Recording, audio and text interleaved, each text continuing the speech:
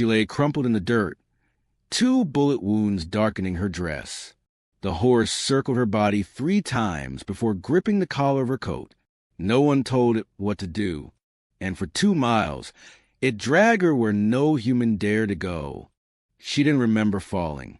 Only the sound right before, a pop like with snapping a fire, then the blur of sky, spinning, a sharp sting in her side, another in her shoulder, then dirt. Her name was Anna.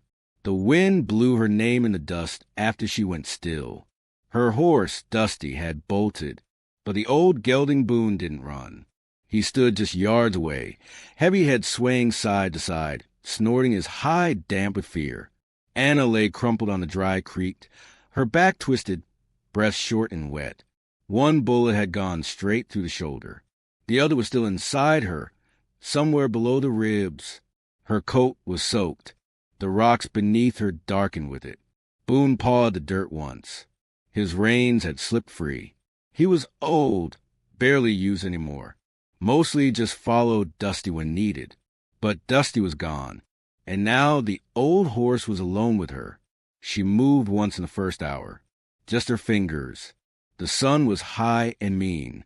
A yellow scarf fluttered near her hand, a square of fabric that had once wrapped a letter from her son. She kept it always, tucked inside her coat. It had fallen free.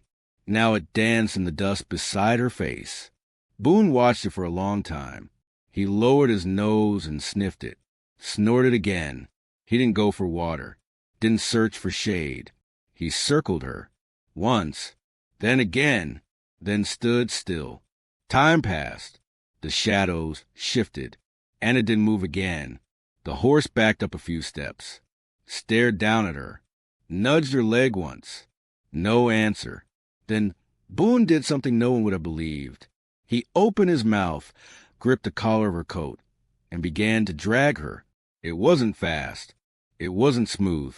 Her body caught on stones, slid through thorn brush, bounced over dry roots. Her arm flopped lifeless at her side, blood painting the trail behind her. But Boone didn't stop. He didn't go back toward the trading post, didn't take the trail they came on. Instead, he angled right, toward a stretch of wild brush and long-forgotten cattle paths that hadn't seen a wagon in years. The scarf was still with her, tangled in her hand now. It fluttered weakly as they moved. 2 miles of scrubland lay ahead. No markers, no signs, but the horse never hesitated. Far off, a crow circled once, then turned south. A coyote watched from a ridge, but did not follow. The land was quiet. Boone pressed forward. Somewhere in a haze of pain and dust, Anna's mouth moved. No sound came out. Her breath was a soft rattle, barely enough to stir dust. A ranch boy spotted them near the fence post where the creek forked. He rubbed his eyes and shouted for his pa, said he saw a ghost horse dragging a woman across the ridge. But no one believed him. They told him to hush and get water from the well. Boone kept walking. The wind shifted. The yellow scarf slipped from her fingers and caught Boone's front leg. He stopped, looked down, nudged it aside, then picked it up in his teeth, carried it. A hawk screamed overhead. Back in town, the 3 men who'd shot her were drinking. One of them spit and said, "She'll be crow pickings by now." Another said, "She was just a message. Let 'em all know." They laughed, but one of them, the one who'd flinched when she fell, said nothing, just stared out the window toward the ridge. Boone stopped once, where an old wooden gate had fallen years ago. The board still leaned against a stone. One had a strange mark carved into it, like a star or a brand. Boone sniffed it, then moved on. The sun was lower now. Anna's breathing was shallow, but it was there. Behind them, a set of boot prints formed where there should have been none. Far back, at the edge of the fork, someone had followed. The yellow scarf fluttered again. Boone looked at it, snorted, then kept dragging her. He passed a small pile of stones, a makeshift grave maybe, or a forgotten landmark. He paused, looked at it a long time. The scarf fell again and settled on the top stone. Boone turned left. As dusk came on, the air cooled. Crickets began to chirp. Boone stopped at the edge of a dry gully. He looked down it, then up, thought, then moved along its edge until he found a low slope. He pulled her down, slowly, letting gravity help. They reached a hollow beneath a stand of cottonwoods. The old church ruin stood nearby, mostly stone now, but the archway still stood. A few planks remained. Boone dropped the scarf. Then he laid down beside her, not like horses usually do, slow and careful. He folded himself onto the ground like he meant to stay there. His chest rose and fell. His eye half-lidded, but alert. Anna's hand twitched once. Boone didn't move. The scarf lay between them, and the stars began to come out, one by one. At sunrise, the dust trail looked like smoke, pale and wide, with streaks of red dried into the path. The old gelding moved slow now, pausing every few steps, muscles tight from dragging her all night. Boone's flanks twitched with flies, but he didn't shake them off. His mouth was dry. His eyes focused straight ahead.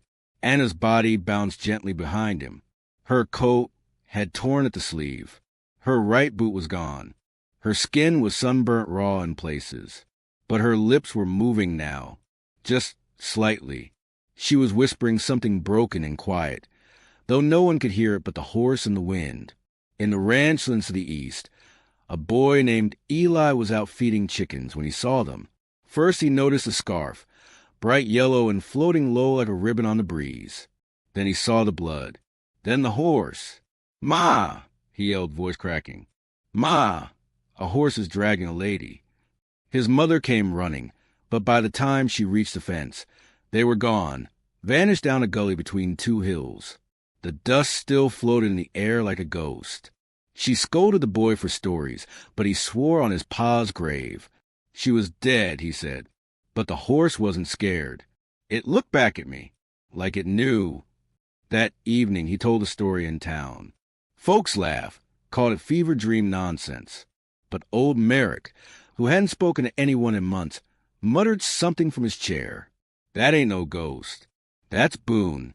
That horse belongs to the widow who used to run the mail trail. And if he's dragging someone, there's a reason." Back on the trail, Boone kept moving. He avoided open roads, steered clear of the old railway line. Instead, he cut west to a section of overgrown prairie where a single post stood, half-burned, carved with initials too old to read. Boone paused there.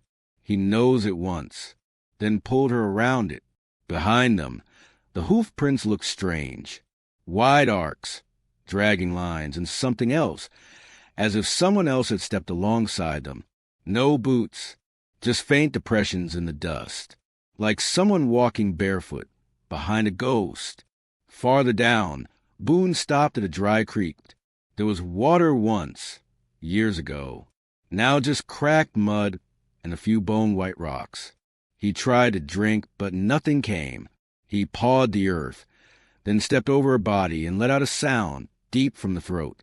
Not a whinny, something quieter, more like grief. Anna stirred. Her eyes blinked once. Then again. The world was a smear of light and dust. Her fingers curled around something, the scarf. Boone moved beside her. Her voice came out broken. Dusty? But Boone only stood. From the ridge above, someone watched. A rider, cloaked, sitting still on a pale horse. They didn't move, didn't call out. Just watched as Boone dragged her down the slope and into a narrow ravine. Then the rider turned and vanished behind the rocks. Boone never looked back. In the ravine, Boone slowed. The sun didn't reach here. Shadows covered everything in soft gray. The wind shifted. The scarf fluttered again. Boone stepped over a fallen branch, the same kind used for branding fires. Something had been burned here recently, ashes still faint in the breeze. Boone lowered his head and sniffed. Then he veered left, pulling her over roots and brush. Anna's eyes opened for real this time. Her breath caught. Pain screamed through her chest. But she didn't yell. She just stared at the horse, confused. He was walking ahead, the reins dragging. Her hand touched dirt, dry leaves. She tried to sit up, failed, but she could see the scarf now, tied to Boone's left leg like a banner. "Boone," she whispered. His ears twitched, but he didn't stop. He led her to a clearing, a wide circle of packed dirt and broken stones. It looked like nothing, but Anna had seen it before, long ago, before her son left, before the war took half the town. It was the site of the fever fire, the place where they'd burned the sick. Boone stopped at the center. He dropped the scarf, then turned in a full circle. Once, twice. Anna watched, heart pounding.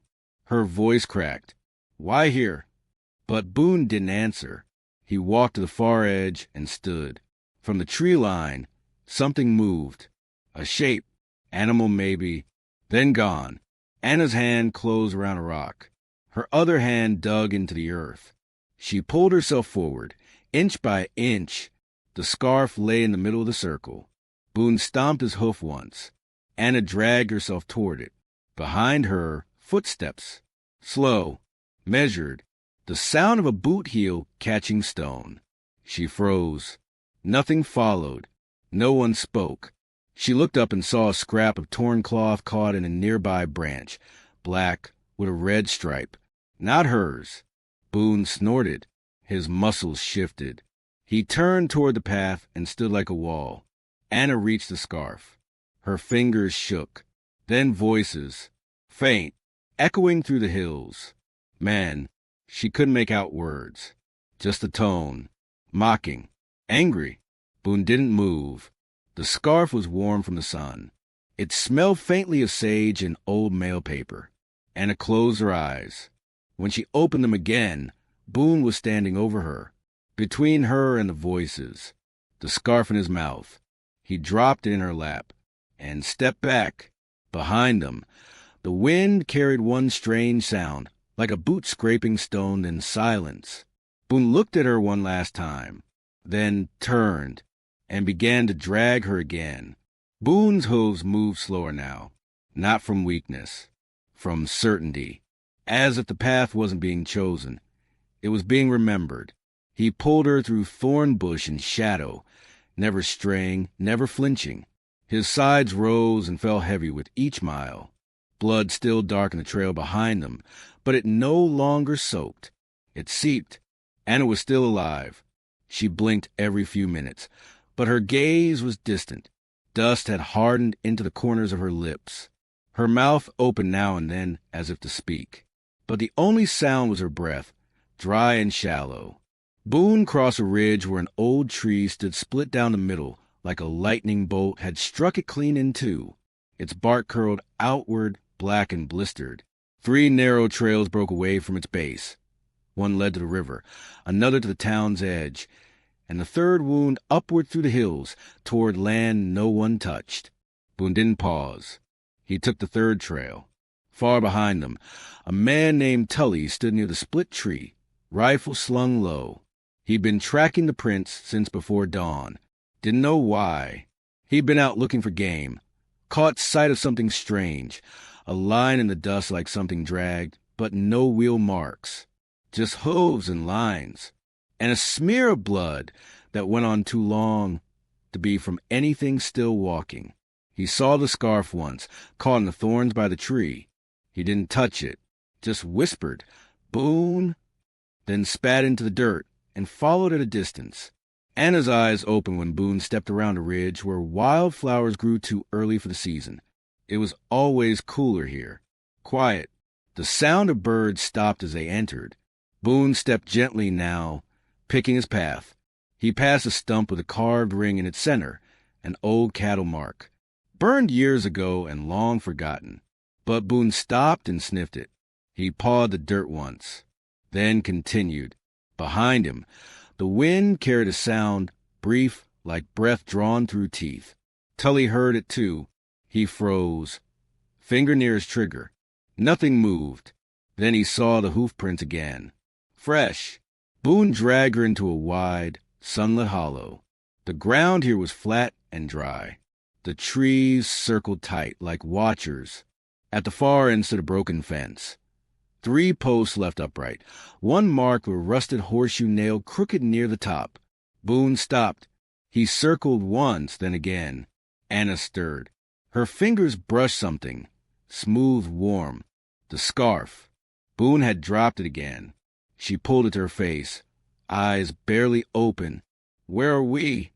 Boone nudged her boot gently. His nose pressed into her coat. Then he turned, walked to the far edge of the fence, and stomped once. Tully arrived minutes later, hidden in the trees above.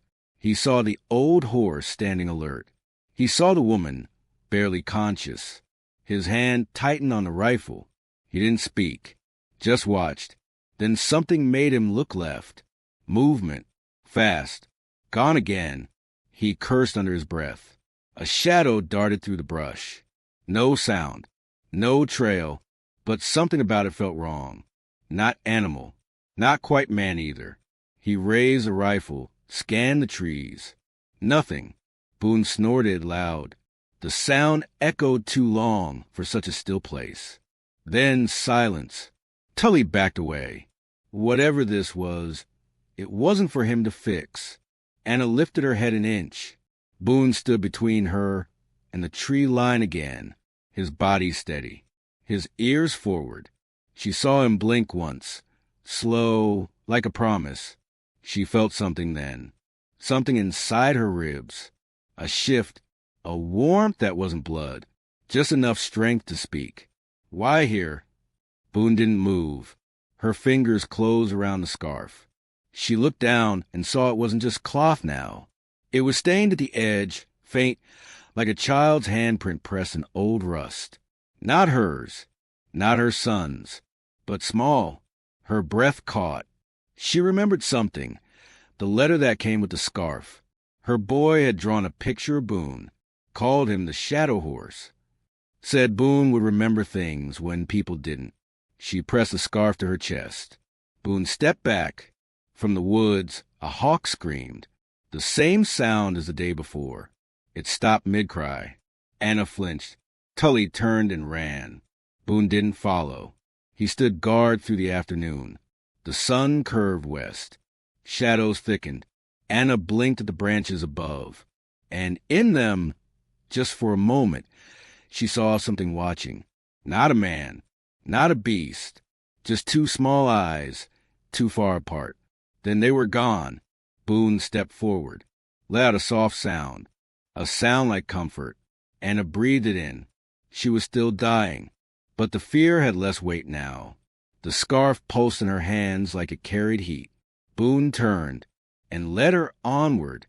The hills grew steeper, the path narrower. Boone moved with the care of something older than memory. He stepped slow, never faltering. His legs ached, but he never showed it. His eyes stayed fixed on the slope ahead, like he knew something waited there. Anna lay still, breath rattling. But her fingers gripped the scarf now tight.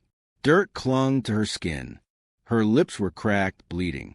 Her eyelids fluttered but did not open. The wind shifted, cooler now, sent a stone and lichen, and something else. Damp wood, like old cellars after rain. The trees here leaned strange, all twisted toward a single point further up the ridge. Boone followed the angle. He came upon a collapsed fence, gray with rot, held up by only one post. On it hung a wooden sign, long faded. The letters were unreadable, but above them, scratched deep into grain, was a horseshoe turned upside down. Boone snorted once, then dragged her past it. At the top of the ridge stood the ruins of a chapel. Only the stone bones remained. A few charred beams still crossed the frame. Ivy had eaten half the walls. The steeple had collapsed long ago, but the bells still lay cracked beside the entry, rusted and half sunken into the soil. Boone paused outside. He didn't enter. Instead, he stepped around the side of the chapel to where the foundation gave way to grass. There, almost hidden by weeds, was a trapdoor.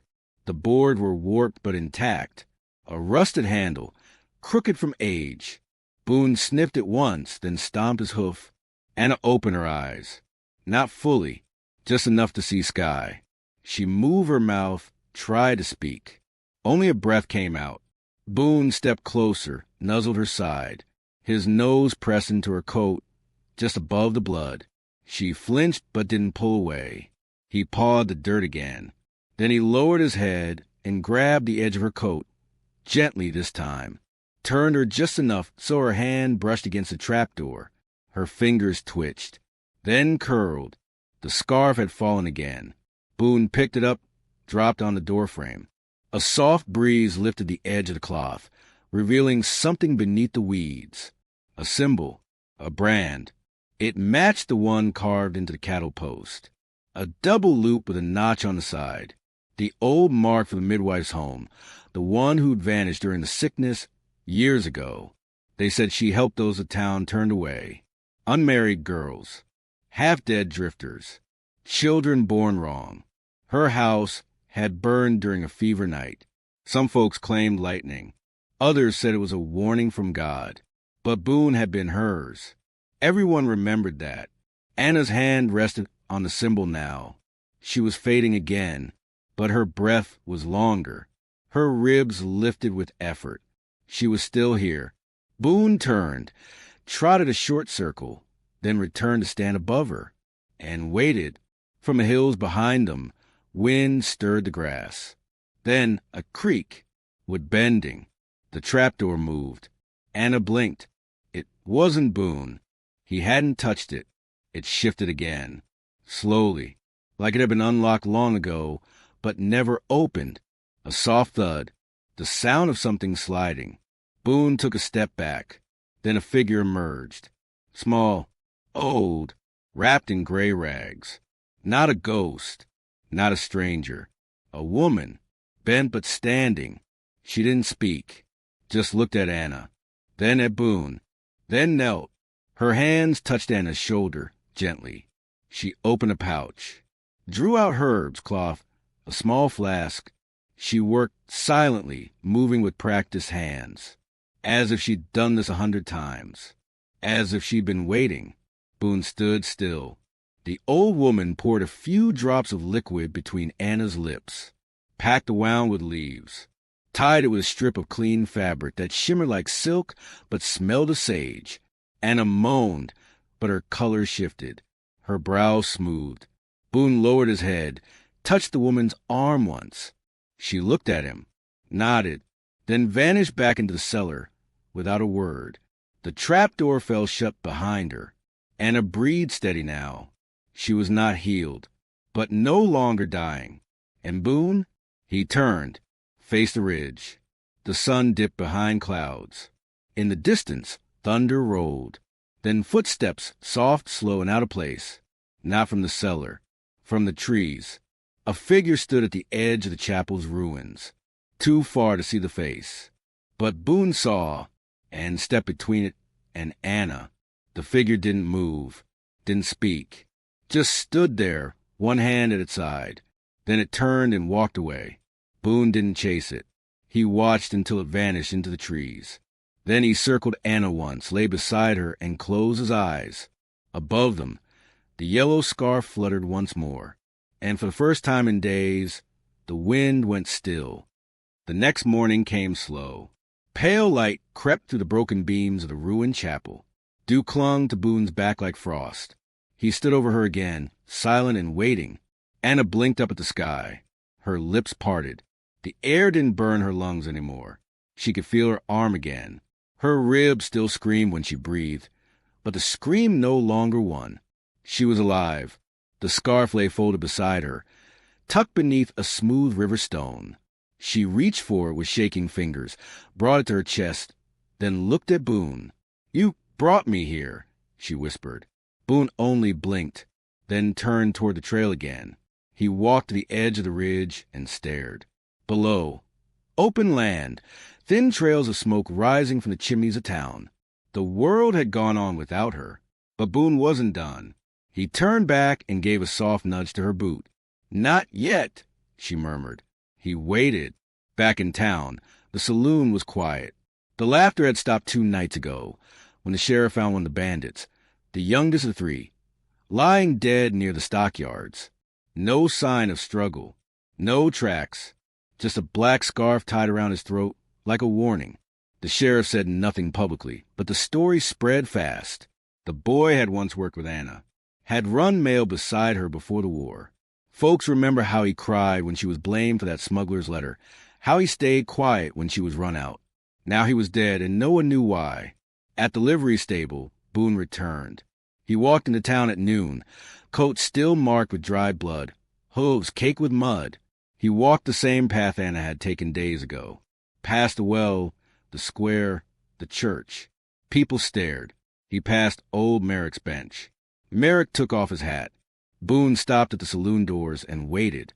The sheriff stepped outside, looked the horse up and down, then turned to the others gathered near the rail.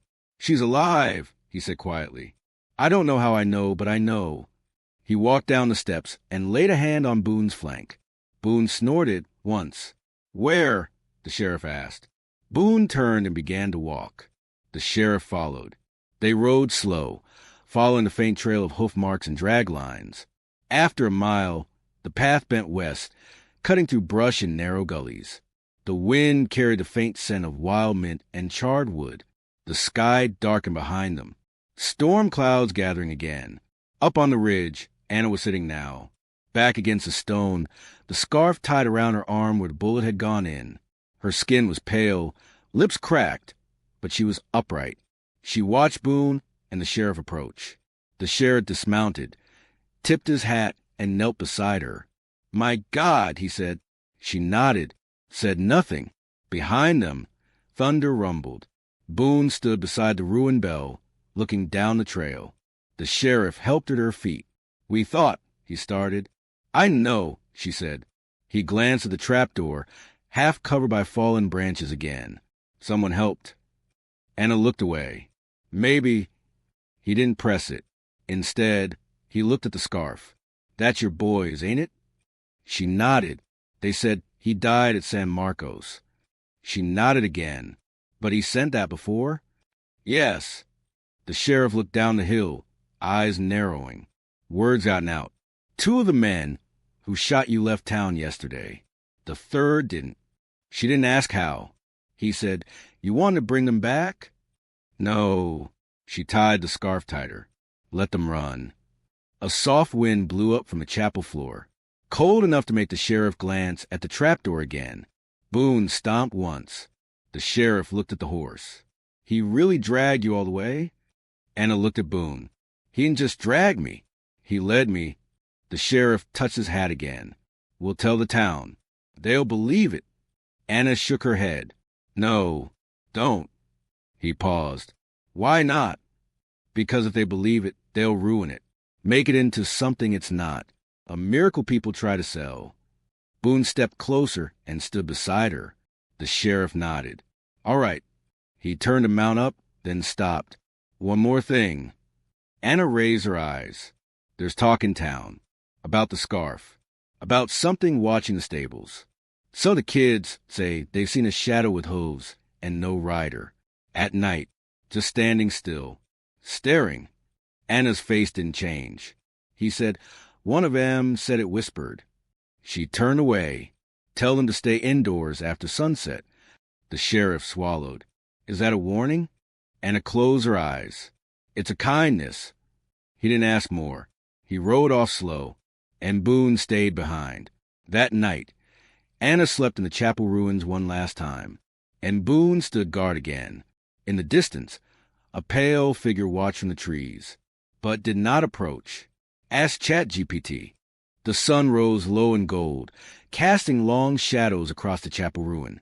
A soft fog clung to the ground, wrapping the stones like a second burial.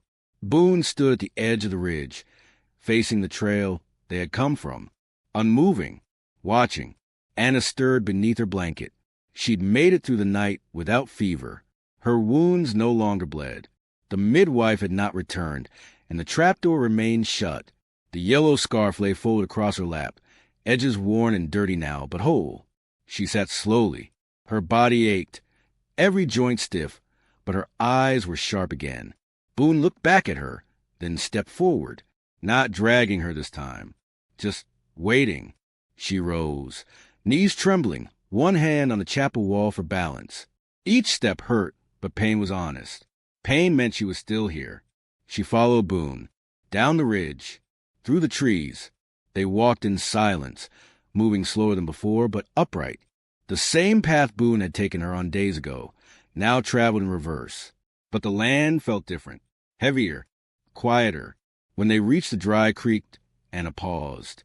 There, in the dirt, was a faint mark of her own body, a smear of blood and drag lines. Flies still circled. Buzzards had come and gone. She stood where she had fallen. Boone pawed the earth once beside her, then moved on. At the split tree, she saw the scarf's first resting place.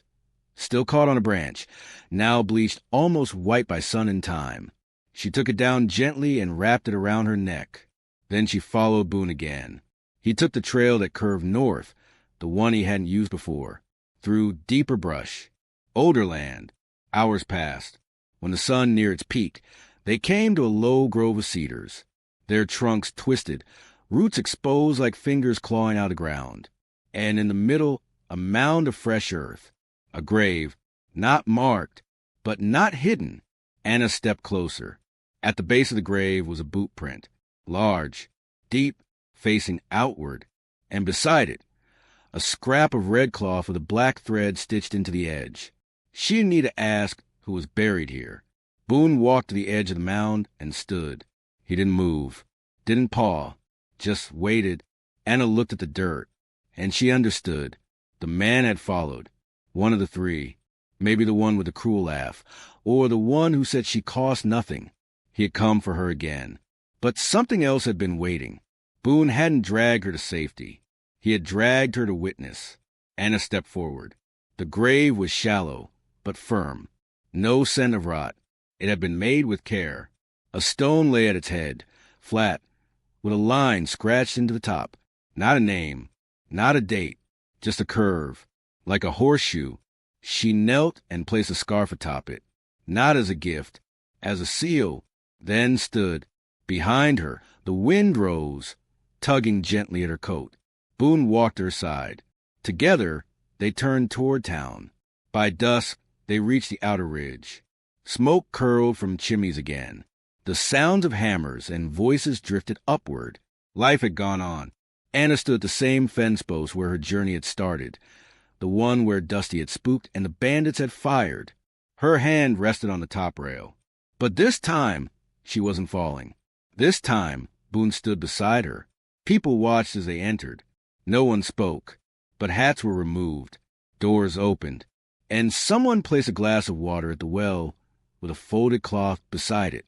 Anna took it, drank, nodded once. The sheriff stepped forward from the church steps. "Is it done?" he asked. She didn't answer with words. She looked to Boone. He turned slowly, walked to the center of the square, then stopped, lowered his head, and waited. The meaning wasn't clear to most, but Anna understood. Boone would not leave. Not yet. Not until the town remembered. Not until the silence was louder than the lies. That night, someone placed a lantern beside the grave in the cedars. Another tied a yellow ribbon to the split tree. A third hammered a horseshoe into the chapel's fallen door. They didn't say why. They didn't ask how. But the story spread. Of the shot woman, the blood trail, the horse that wouldn't give up, of the grave that had no marker but truth, and the scarf that changed color in the light. Anna stayed for a few days, long enough to breathe clean, to eat, to sleep through the dark without flinching, and then she left again. But this time not alone. Boone followed, not ahead of her, not behind, but beside, where legends walk, and where graves once opened never lie again.